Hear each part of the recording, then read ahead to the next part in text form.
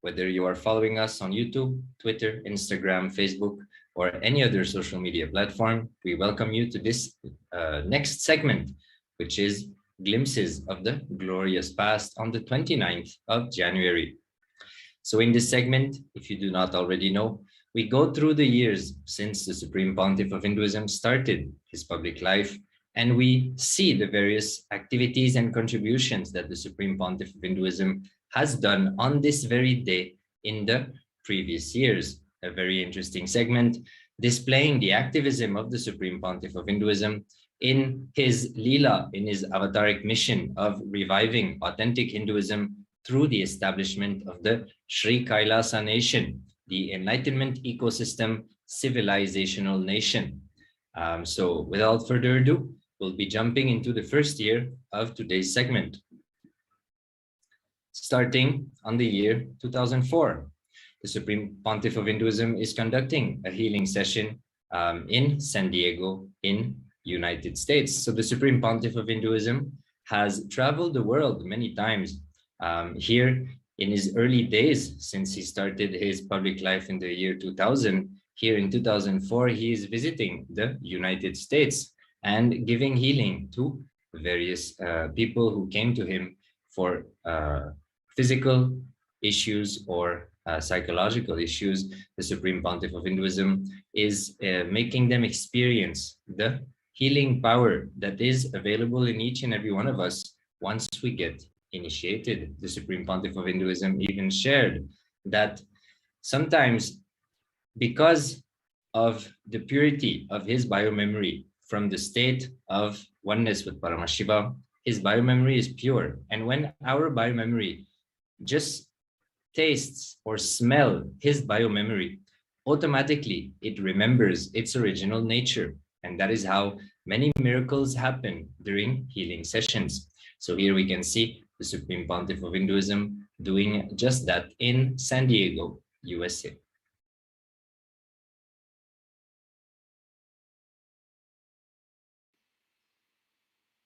We are now entering into the 29th of January 2007.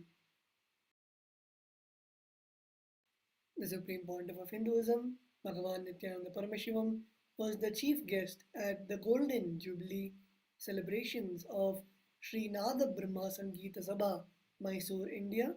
The secretary and members of the Sangeeta Sabha felicitated the Supreme Pontiff of Hinduism, after which the Supreme Pontiff of Hinduism gave an address to a packed audience on how music can be a meditation leading to enlightenment. So here we can see one such instance of literally all the main leading places of the world inviting and felicitating the Supreme Pontiff of Hinduism, recognizing the contributions and, of course, the enlightenment of the Supreme Pontiff of Hinduism, and having the blessings of the Supreme Pontiff of Hinduism in many new projects, new ventures. And here we can see one such event, and also we can see the Supreme Pontiff of Hinduism giving the right context to them. The Sangeeta Sabha, which is literally, the meaning is the auditorium of music, where here we can see the Supreme Pontiff of Hinduism giving the right context of why music should be sung and how music is a meditation leading to enlightenment, especially as revealed by Bhagavan Paramashiva in the Vedas as the Sama Veda, which is the base of the music, and how through the Vedic rishis the music was then made into the music that we know today, and in the meaning of the Carnatic music and the various traditional forms of music that we know today. And just by listening to music or just by singing, that can be a powerful meditation, a spiritual practice, which can lead us to enlightenment as shared by the Supreme Pontiff of Hinduism. So with that, let us now move on to the next year. Entering into the year 2009, again on the 29th of January, the Supreme Pontiff of Hinduism goes to Kutralam in Rajapalayam with delegates, with disciples, devotees, and followers. Here we can see the Supreme Pontiff of Hinduism being received by the devotees, disciples, and is being also followed by the devotees and disciples as they went around to Kutrakalam. So the Supreme Pontiff of Hinduism, as mentioned, traveled a lot and in various places in India as well as abroad. So here we can see the Supreme Pontiff of Hinduism visiting Rajapalayam and blessing the devotees, enriching them, reaching out to them, and strengthening their feeling connection with Paramashiva and giving them various boons and blessings in order for them to be successful, for their reality to be caused.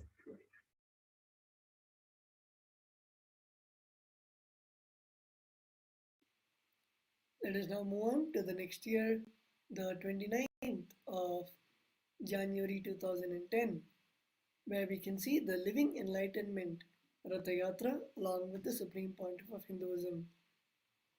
Here we can see the Supreme Pontiff of Hinduism in the Ratha Yatra, which is the chariot festival, and we can see the Supreme Pontiff of Hinduism with many of the other pontiffs of Hinduism, and we can see the Supreme Pontiff of Hinduism on the chariot. In the Vedas and Agamas and in the Hindu temple-based civilization, the Ratha Yatra is a very beautiful concept in which the deities come on chariots to grace the people of the whole village, and the village or city gives the respect to the deities when they come around. As most of us know, the deities in the temples, in the Hindu temples, the main deity is in the Garbha Mandir, which is consecrated and holds that energy where it holds the energy of the temple itself, and the deity then radiates the energy from inside the temple.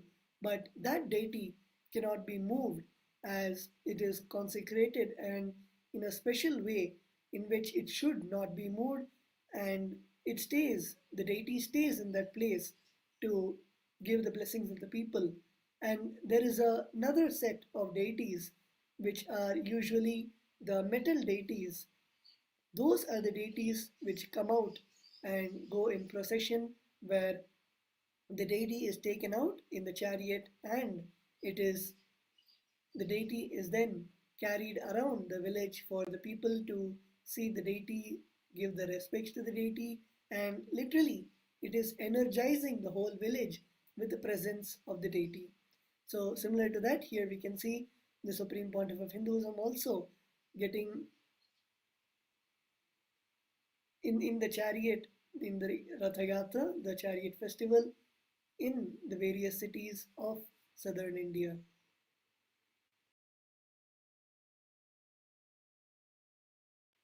We can see as the Supreme Pontiff of Hinduism is going around in the chariot, thousands of people coming to witness this beautiful scene and also getting the blessings of the Supreme Pontiff of Hinduism, and literally celebrating the happening of the Supreme Pontiff of Hinduism visiting their village or city and gracing all of them.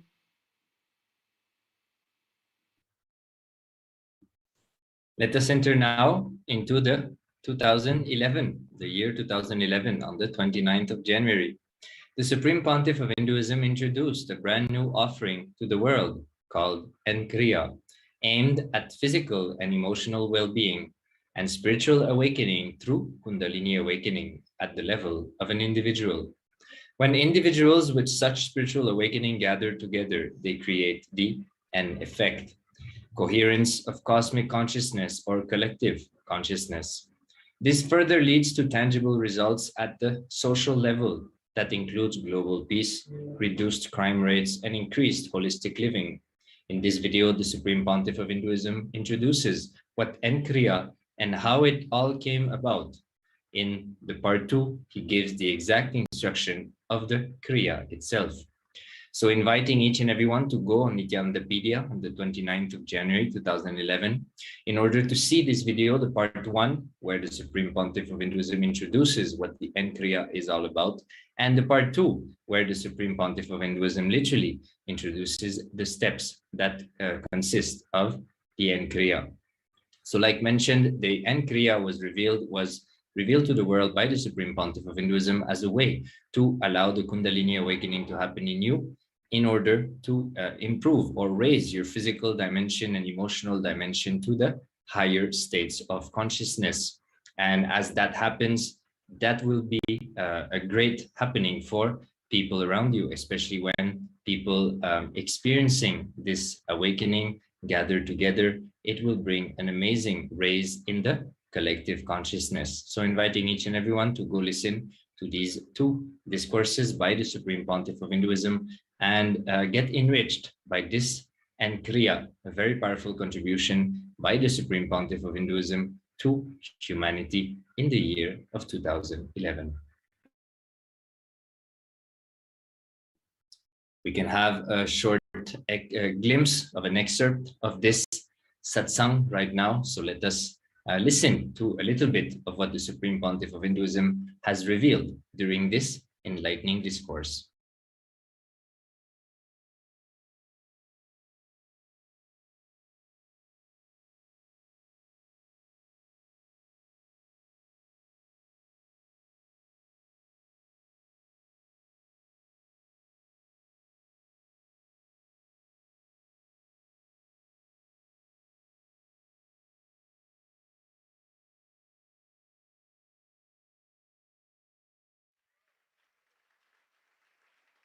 Thousands of people are sitting with us now in 400 cities, and in 37 cities I am seeing, means you will be seeing. 37 cities you will be seeing. 37 cities we have two-way connection, and in 400 cities people are sitting with us around the world for this N-Kriya initiation. I welcome you all with my love and respects. During the Pada Puja, I'll be transmitting the experience to you. So, receive the experience. I want all of you to know, your brain can receive and send informations without communication, done in an orthodox way, like words or visuals. So just understand this much. Your brain is capable of receiving or sending communication without the orthodox methods like words and visuals. Means without verbal or visual action, your brain can receive and send information. Just remember this one truth, that is enough. You will experience the experience of N-Kriya before initiation. Then I'll give you the technique.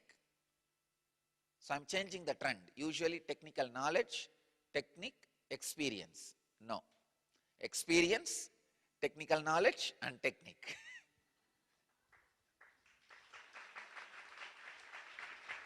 So I welcome all the people who are sitting with us. Perth, Australia, Atlanta. These be below. Lock your hands, sit straight.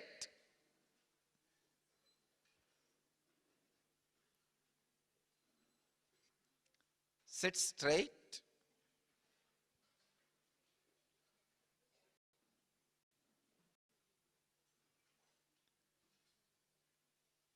Padmasana or Vajrasana or just Sukhasana. Comfortable squatting.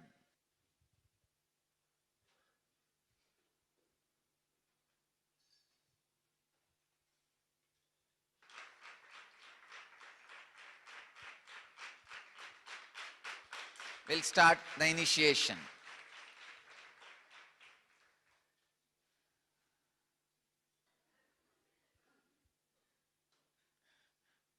Samana Mudra, lock your hands.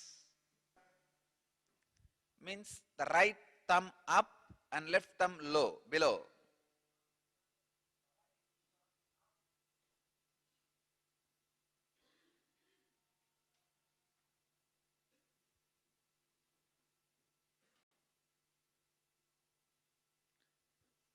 We'll start the initiation process. First step, I'll describe a simple, comfortable squatting,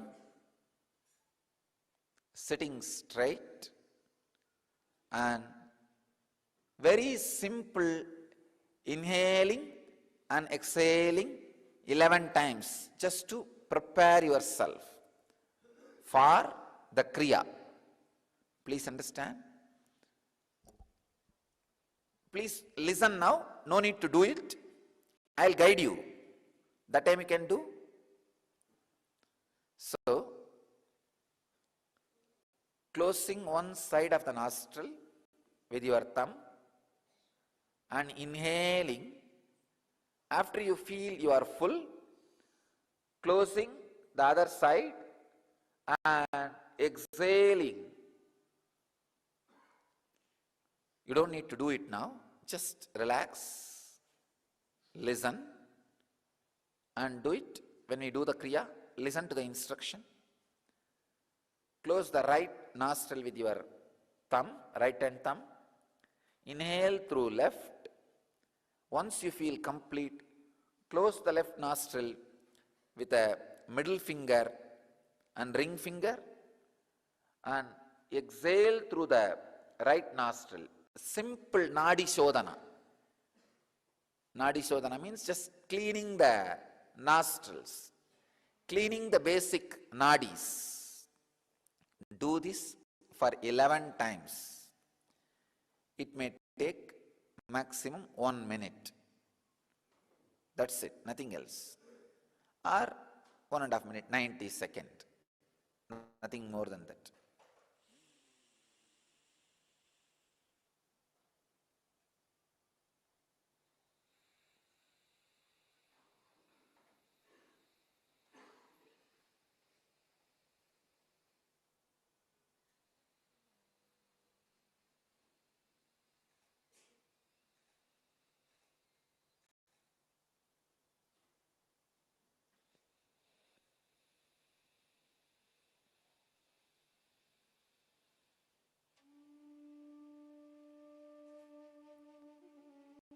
I think I have shown very clearly.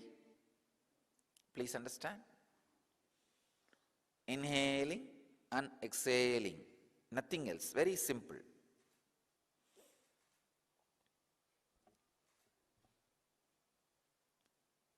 Actually, this is not Kriya itself. It is a preparation for Kriya. The first 3 steps are preparation for Kriya. And just letting your body warm up. This is the first step, 11 times.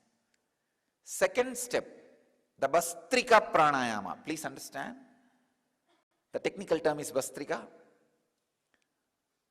Pull your lower abdomen in and up.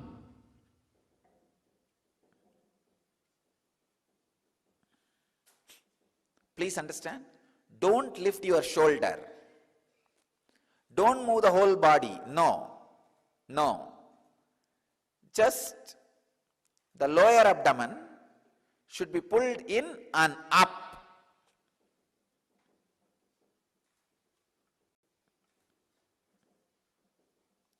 "21 times. Please understand. Again, I am preparing the body. 11 times of Nadi Shodhana, simple breathing. 21 times of Bastrika. 21 times is very simple thing. Actually, it's nothing. Just 21 times of Bastrika. This all preparation. Please understand. This all preparation to push you to the original Kriya itself.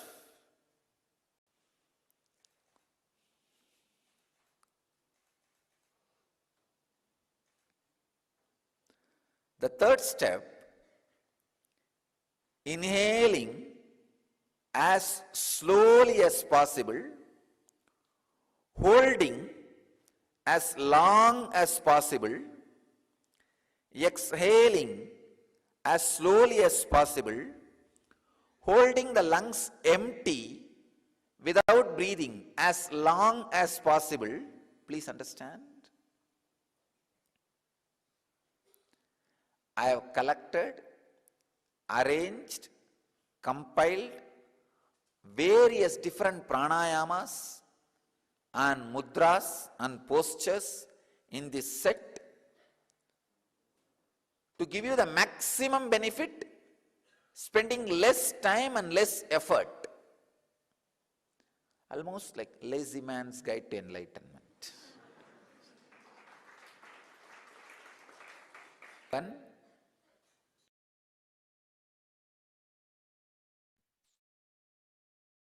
so, as we heard a little bit of the Supreme Pontiff of Hinduism and seen starting to introduce the Nkriya, we invite each and every one of you to go to the original video. This one, the title you can see on top, Nkriya, 7 Steps for Kundalini Awakening by Nithyananda on the 29th January 2001. So you can go either to Nithyanandapedia or on the main YouTube channel of the Supreme Pontiff of Hinduism, Kailasa's HDH Nithyananda Paramashivam, and you'll be able to type in this title and access this video. So inviting each and every one to go have a look, listen, and experience for yourself the power of the N effect that happens through the Nkriya.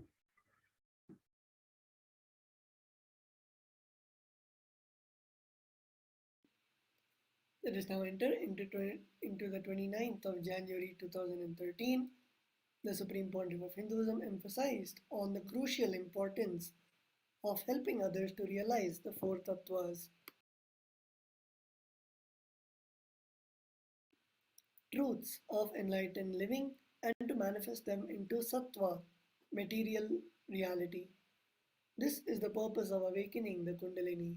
When the Kundalini is awakened, the new source of energy becomes available to support the sharing of these tattvas with the whole world.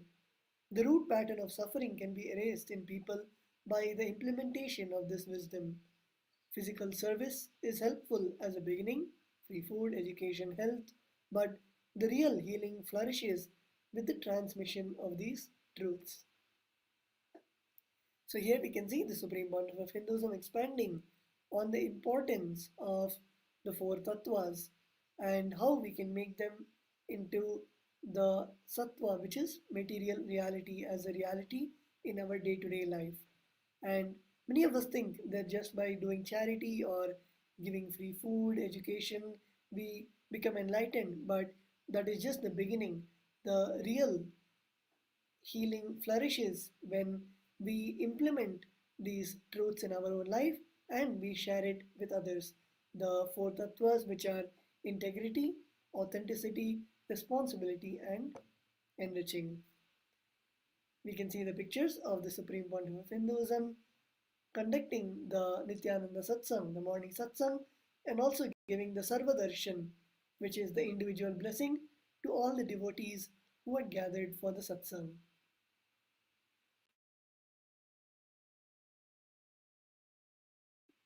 We can also see the Supreme Pontiff of Hinduism receiving the Pratyakshapada Puja, the worship to the sacred divine lotus feet of Swamiji on the 29th of January 2013.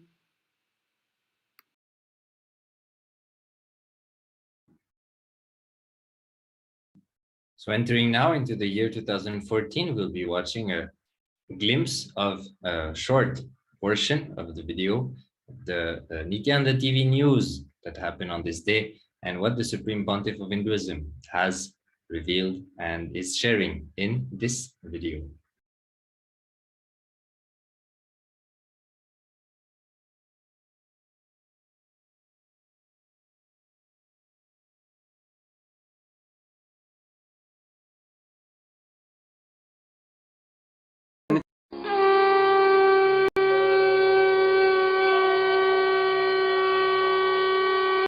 Inside you. every one of you carry frightened, immature, adamant child inside you. That child is so arrogant, adamant, frightened,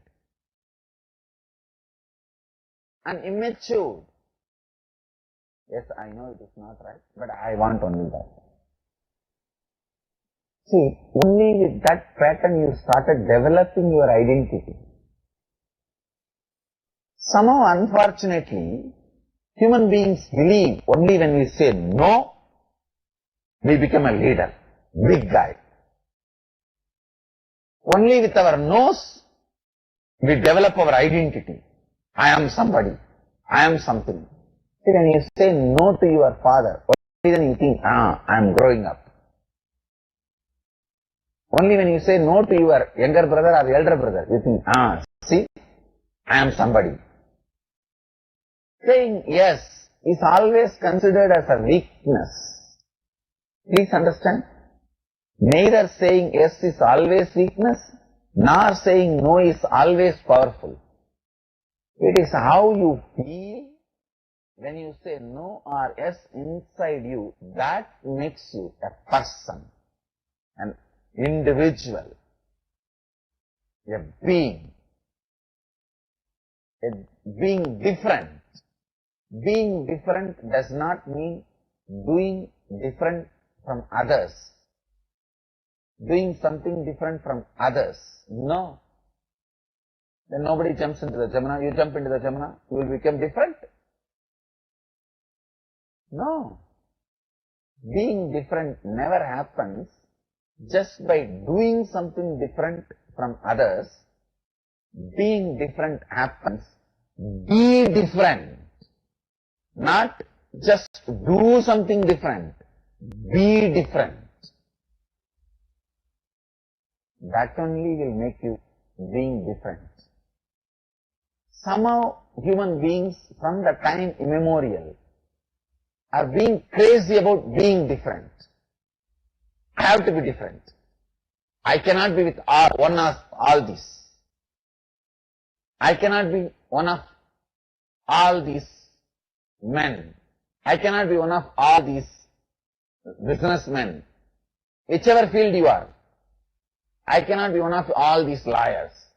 I cannot be one of all these journalists. I cannot be one of all these swamis. I have to be different. Understand? Yes, great. Being different is great. Nothing wrong. Being different is your basic instinct because you are unique. Because by nature you are unique. You are uncomparable. You can't be.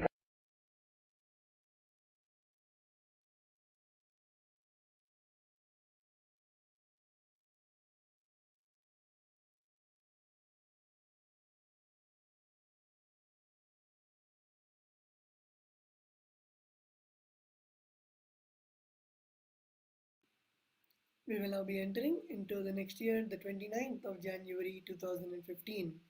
The Supreme Pontiff of Hinduism continued with the Upanishad series, Living Advaita. The Supreme Pontiff of Hinduism introduces us into the first verse of the Ishavasya Upanishad. Isha is consciousness and intelligence. It is not only the source or base material of the universe, but it is responsible for keeping everything together, including the base. It permeates everything, even our forms, holding them together. So here we can see the Supreme Pontiff of Hinduism expanding on the truths of the Ishavasya Upanishad, the first Upanishad mentioned in the Vedas, which in the first verse, the Supreme Pontiff of Hinduism is explaining about Isha, which is the consciousness.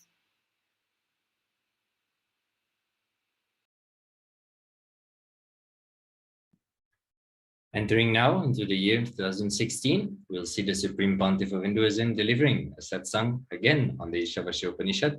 In those years, the Supreme Pontiff of Hinduism mapped a lot of the sacred scriptures and the knowledge revealed by Paramashiva in those scriptures into something that we can relate to in today's world with the mind that we have built for ourselves as a collective, as humanity.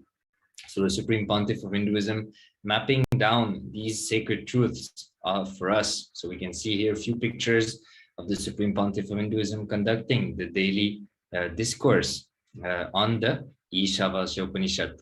And we can also see in the center some of the delegates who gathered physically in Bangalore, India, in Adi Kailasa, to be live and receive live the Darshan of the Supreme Pontiff of Hinduism.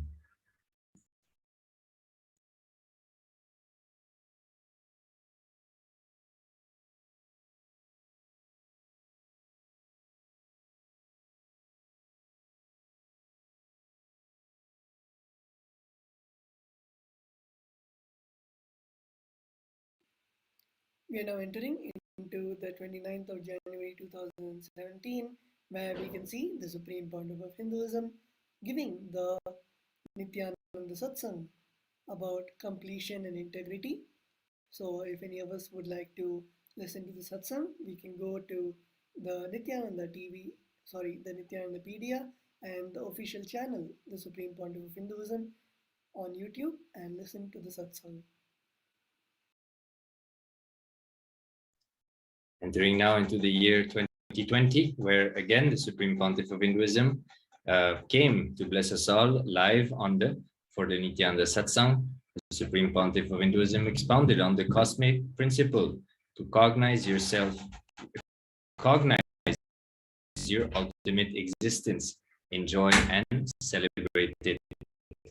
So a very powerful discourse, inviting each and everyone to go listen to it on Nithyanandapedia on this very day.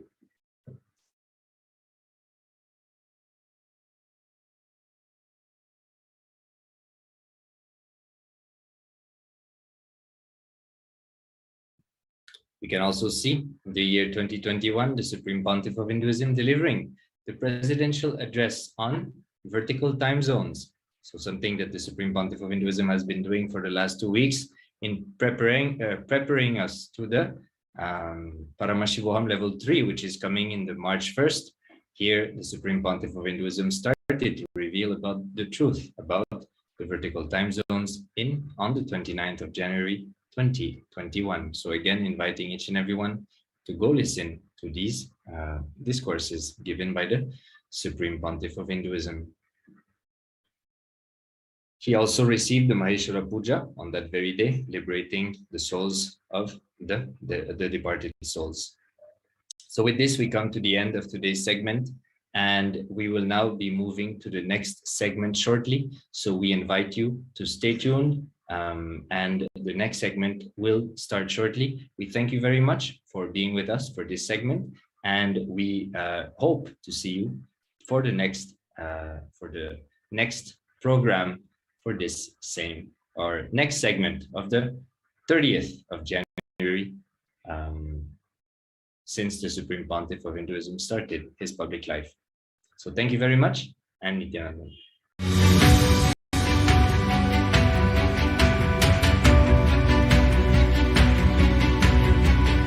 The moment you decide, your consciousness is the supreme identity you have.